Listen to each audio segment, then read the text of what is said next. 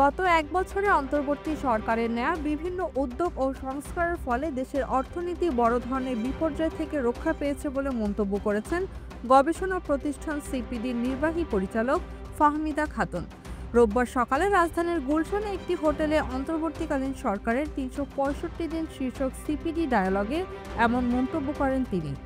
সরকারের নেয়া বিভিন্ন পদক্ষেপের কথা উল্লেখ করে তিনি বলেন, গত এক বছরে অন্তর্বর্তী সরকার বেশ কিছু সংস্কারের উদ্যোগ নিয়েছে, যেমন ব্যাংক খাত সংস্কার অন্যতম উদ্যোগ।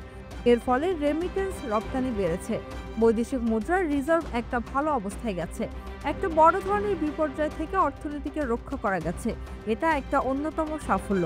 এর পাশাপাশি এটাও জানি মূল্যস্ফীতি উচ্চ পর্যায়ে রয়েছে, বিনিয়োগ আসছে না, কর্মসংস্থান হচ্ছে না, রাজস্ব আহরণ বাড়ছে না। সুতরাং এই বিষয়গুলো আগামী ৬ মাস ও নতুন সরকারকে মাথায় রাখতে হবে। তিনি বলেন, উচ্চ মূল্যস্ফীতির কারণে দরিদ্র মানুষদের স্বস্তি দিতে যে সমস্ত কর্মসূচি আছে তা চলমান রাখতে হবে। এখান থেকে ঘুরে দাঁড়াতেই হবে। যদিও অন্তর্বর্তী সরকারের সময় নতুন করে দেশি ও বিদেশি বিনিয়োগ আসবে না, কিন্তু বিনিয়োগের ক্ষেত্রগুলো প্রস্তুত করলে আগামীতে যারা সরকারে আসবে তখন বিনিয়োগকারীরা সহজেই বিনিয়োগ করতে পারে। ডায়ালগে আরও উপস্থিত ছিলেন বাংলাদেশ ব্যাংকের গভর্নর আহসান এইচ মনসুর, বিএনপির স্থায়ী কমিটির সদস্য আমির খসরু মাহমুদ চৌধুরী। Z news, Dhaka.